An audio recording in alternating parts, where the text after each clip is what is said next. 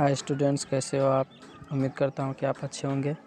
मैं इसमें आज जो एग्ज़ाम हुआ है 17 फरवरी 2021 को साइंस का फर्स्ट सेटिंग का आपको आंसर बताने वाला हूँ ऑब्जेक्टिव का।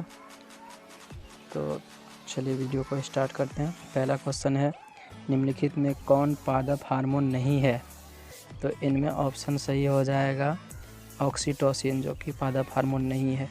तो डी नंबर ऑप्शन सही हो जाएंगे। फिर अगला है 2 नंबर, फूल में नर प्रजनन अंग है।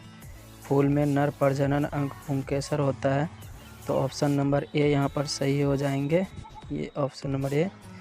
फिर आगे है 3, निम्नलिखित में किसमें द्विखंडन नहीं होता है। द्विखंडन इसमें से यीस्ट में नहीं होता, अमीबा, पैरामेसियम, यूग्लिना आदि में होता है, इसलिए यहाँ पर ऑप्शन बी सही हो जाएंगे, यीस्ट में। फिर अगला है 4 नंबर, पारिस्थितिक तंत्र में ऊर्जा का स्रोत होता है। पारिस्थितिक तंत्र में जो ऊर्जा का स्रोत है, जहाँ से ऊर्जा का प्रवाह होता है, तो वो है सूर्य प्रकाश। तो ऑप्शन नंबर बी 4 का सही हो जाएंगे। फिर आगे है नंबर 5, निम्नलिखित में किसे आनुवांशिकी का पिता कहा जाता है। तो आनुवांशिकी का पिता कहा जाता है ग्रेगर जॉन मेंडल को। तो ऑप्शन बी यहाँ पर सही हो जाएंगे, ग्रेगर जॉन मेंडल। फिर आगे है हरे पौधे कहलाते हैं, हरे पौधे कहलाते हैं उत्पादक कहलाते हैं। तो ऑप्शन ए यहाँ पर सही हो जाएंगे। फिर आगे है नंबर 7, नर युग्मक में गुणसूत्र की संख्या होती है। नर युग्मक एवं मादा युग्मक दोनों में 23 होती है गुणसूत्र की संख्या। तो यहाँ पर ऑप्शन बी सही हो जाएंगे, 23। फिर आगे है ओजोन परत पाई जाती है। तो ओजोन परत स्ट्रेटोस्फीयर में पाई जाती है, इसलिए ऑप्शन नंबर ए यहाँ पर सही हो जाएंगे। फिर आगे है ऐसे तत्व जो इलेक्ट्रॉन को त्याग कर धनात्मक आयन बनाते हैं कहे जाते हैं, वो तत्व धातु कहे जाते हैं। तो ऑप्शन बी यहाँ पर सही हो जाएंगे। फिर आगे है लोहा पर जिंक लोपित करने की क्रिया को कहते हैं। यहाँ ऑप्शन नंबर सी सही हो जाएंगे, गैल्वेनीकरण। फिर आगे है निम्न में कौन सहसंयोजी यौगिक है। तो सहसंयोजी यौगिक इसमें से ऑप्शन नंबर सी है, CH4, सी सही हो जाएंगे। फिर आगे है निम्न में कौन सा उत्कृष्ट तत्व है। तो इसमें उत्कृष्ट तत्व आर्गन है, यहाँ पर सी सही हो जाएंगे। फिर आगे है ताम्र यानी कि तांबा एवं टीन के मिश्र धातु को कहते हैं। तो तांबा एवं टीन के मिश्र धातु को कहते हैं कांसा, ब्रोंज। तो ऑप्शन नंबर ए यहाँ पर सही हो जाएंगे। फिर है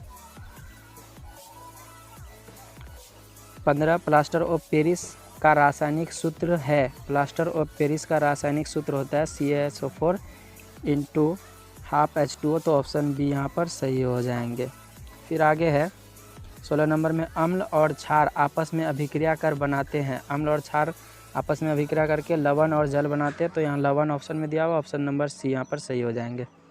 फिर आगे है तेलीय कागज होता है। तेलीय कागज पारभाषक होता है, ऑप्शन नंबर सी यहाँ पर सही हो जाएंगे। फिर आगे है लेंस द्वारा उत्पन्न आवर्धन की एसआई इकाई क्या है।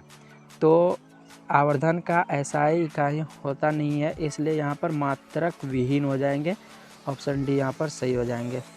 फिर आगे है प्रकाश की चाल विभिन्न माध्यमों में, अलग अलग माध्यम में मतलब क्या होती है। तो अलग अलग माध्यम में अलग अलग होती है, भिन्न भिन्न होती है, ऑप्शन बी यहाँ पर सही हो जाएंगे। फिर आगे है 20 नंबर में वायु में प्रकाश की चाल निर्वात की अपेक्षा होती है। तो निर्वात की अपेक्षा कम होती है, ऑप्शन नंबर ए यहाँ पर सही हो जाएंगे। फिर आगे है लेंस में मुख्य फोकस की संख्या होती है। लेंस में मुख्य फोकस की संख्या 2, तो ऑप्शन नंबर बी यहाँ पर सही हो जाएंगे। फिर आगे है विद्युत का अच्छा चालक है। लकड़ी, प्लास्टिक, कार्बन, इनमें से चांदी एक अच्छा चालक है विद्युत का, ऑप्शन नंबर डी सही हो जाएंगे। फिर आगे है शुष्क सेल में ऋण इलेक्ट्रोड होता है। सेल में ऋण इलेक्ट्रोड बना होता है जस्ता का, इसलिए यहाँ पर ऑप्शन सी सही हो जाएंगे, जस्ता का। फिर आगे है 1 जूल का मान होता है 0.24 कैलोरी के बराबर होता है, इसलिए यहाँ पर ऑप्शन ए सही हो जाएंगे, 0.24 कैलोरी। फिर आगे है दाढ़ी बनाने के लिए कौन सा दर्पण प्रयुक्त होता है? दाढ़ी बनाने के लिए अवतल दर्पण यूज किया जाता है, तो यहाँ ऑप्शन सी सही हो जाएंगे। फिर आगे है श्वेत प्रकाश वर्णक्रम में किस रंग की किरण का विचलन अधिक होता है? तो बैगनी रंग के किरण का विचलन सबसे अधिक होता है, ऑप्शन नंबर डी यहाँ पर सही हो जाएंगे। फिर आगे है समतल दर्पण की फोकस दूरी होती है, तो समतल दर्पण की फोकस दूरी होती है अनंत, तो यहाँ पर सही हो जाएंगे ऑप्शन ए। फिर आगे है अवतल दर्पण के सामने वस्तु को कहाँ रखा जाए ताकि प्रतिबिंब उल्टा वास्तविक और समान आकार का बने? तो प्रतिबिंब को रखना होगा वक्रता केंद्र पर, ऑप्शन सी यहाँ पर सही हो जाएंगे, वक्रता केंद्र पर। फिर आगे है तारे के टिमटिमाने का कारण है, तारे के टिमटिमाने का कारण वायुमंडलीय अपवर्तन है, इसलिए ऑप्शन नंबर सी यहाँ पर सही हो जाएंगे। फिर आगे है मानव नेत्र के लिए दृष्टि का अस्थायित्व होता है, मानव नेत्र के लिए दृष्टि का अस्थायित्व होता है 1/16 सेकेंड, तो यहाँ पर ऑप्शन बी सही हो जाएंगे। फिर आगे है उत्तल दर्पण से बना काल्पनिक प्रतिबिंब होता है, उत्तल दर्पण से बना काल्पनिक प्रतिबिंब सीधा और छोटा होता है, यहाँ पर सीधा और हरासित दिया हुआ है, ऑप्शन नंबर सी, तो ऑप्शन नंबर सी सही हो जाएंगे, हरासित मतलब छोटा। फिर आगे है अवतल लेंस का आवर्धन m बराबर होता है, आवर्धन बराबर सूत्र होता है लेंस में v/u, तो ऑप्शन ए यहाँ पर सही हो जाएंगे। फिर आगे है श्वसन के अंतिम उत्पाद हैं, श्वसन का जो अंतिम उत्पाद होता है वो कार्बन डाइऑक्साइड, जल और एटीपी मतलब ऊर्जा होता है, ऑप्शन डी है, ऑप्शन डी सही हो जाएंगे। फिर आगे है दांत की सबसे ऊपरी परत है, दांत की सबसे ऊपरी परत है इनामेल, ऑप्शन बी यहाँ पर सही हो जाएंगे। फिर आगे है मानव आहार नाल का सबसे लंबा भाग है, तो मानव आहार नाल का जो सबसे लंबा भाग है वो है छोटी आंत, यहाँ ऑप्शन बी सही हो जाएंगे। फिर आगे है परागकण निम्न में से किस के अंदर होता है? तो परागकण परागकोश के अंदर होता है, ऑप्शन ए यहाँ पर सही हो जाएंगे।